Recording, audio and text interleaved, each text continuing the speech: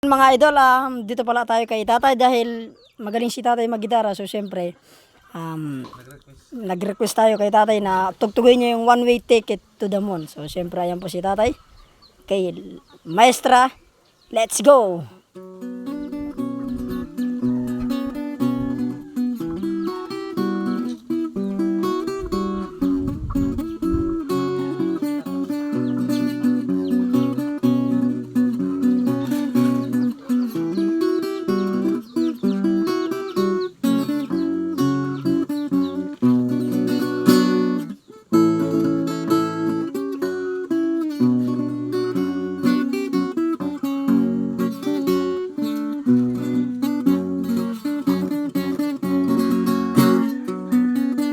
Sa mga nakakaalam po ng kanta na to, pa like and share naman mga idol.